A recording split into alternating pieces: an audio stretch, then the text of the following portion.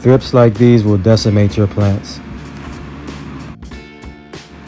Thrips feed on plant tissue by piercing the outer layer of the organism and sucking out the contents of the affected cells. If I have an outbreak like this one, I spray the plants down with soapy water.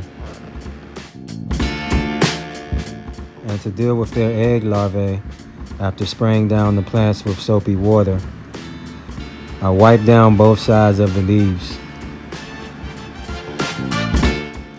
Thrips love tomato plants. While it's never fun to address pests, early prevention is the best way to keep your plants happy and healthy. But hold on a second. Please take a moment to like this video and subscribe to the channel. I appreciate it.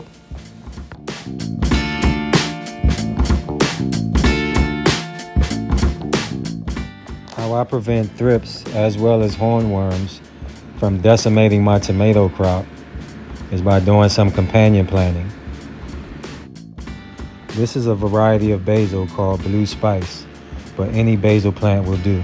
Buying this amount of basil plants from a nursery can get very expensive, so I highly recommend growing your basil from seed. First, I'm going to prepare my planting area by digging holes everywhere I'm going to put a companion plant.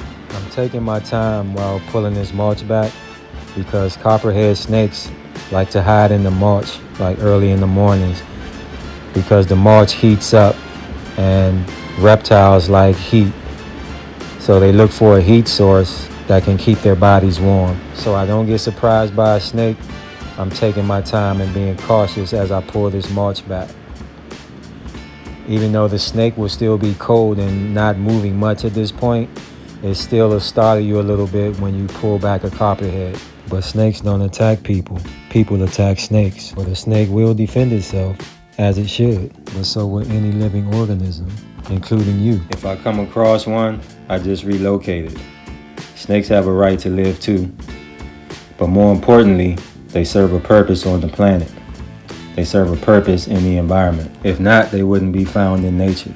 So educate yourself and your children on being aware of snakes in the garden.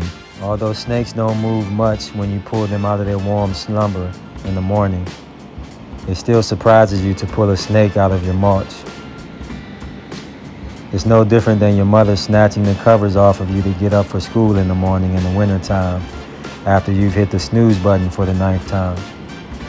I know I'm not the only one that had to be drug out of bed in the morning for school, but once the mulch gets compacted, then you don't have to worry about snakes getting in it anymore.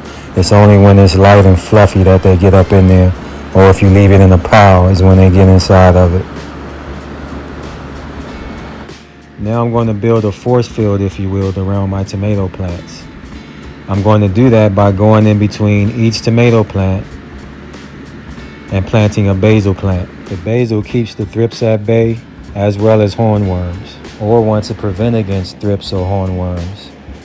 Not to mention the fact that who could turn down fresh basil from a garden?